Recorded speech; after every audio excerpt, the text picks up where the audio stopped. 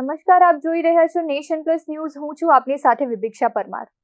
વડોદરા શહેરમાં કાળમુખા અને બેફામ દોડતા ભારે વાહનોએ વધુ એક નિર્દોષ જિંદગીનો ભોગ લીધો છે. વડોદરાના જીએસએફસી યુનિવર્સિટી બ્રિજ પર એક ગંભીર અકસ્માત સર્જાયો છે, જ્યાં એક બેકાબુ ડમ્પર ચાલકે એક્ટિવા લઈને જઈ રહેલા મહિલાને અડફેટે લીધા છે.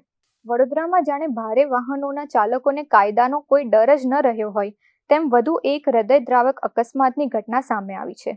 જીએસએફસી યુનિવર્સિટી બ્રિજ પરથી પસાર થઈ રહેલા એક એક્ટિવા ચાલક મહિલાને પાછળથી આવતા એક પૂરપાટ ઝડપે દોડતા ડમ્પરે જોરદાર ટક્કર મારી હતી.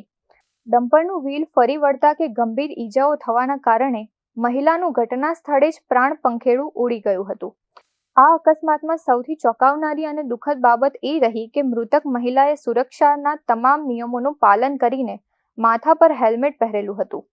પરંતુ ડમ્પરની ટક્કર અને અકસ્માત એટલો ગંભીર હતો કે હેલ્મેટ પહેરેલું હોવા છતાં મહિલા પોતાનો જીવ બચાવી શકી નથી.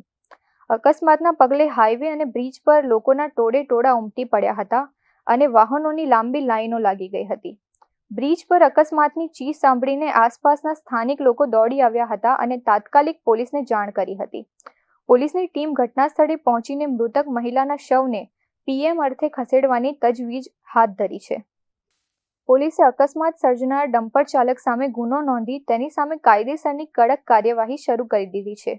પરંતુ સ્થાનિકોમાં વડોદરાના માર્ગો પર બેફામ દોડતા ડમ્પરો સામે ભારે રોષ જોવા મળી રહ્યો છે. Bureau report, Nation plus news, Vadodara. સમાચારોના સતત અપડેટ મેળવવા માટે અમારી નેશન પ્લસ ન્યૂઝની યુટ્યુબ ચેનલને સબસ્ક્રાઇબ કરો, બેલ આઇકન દબાવો અને જોડાયેલા રહો ફેસબુક, ઇન્સ્ટાગ્રામ અને ટ્વિટર પર.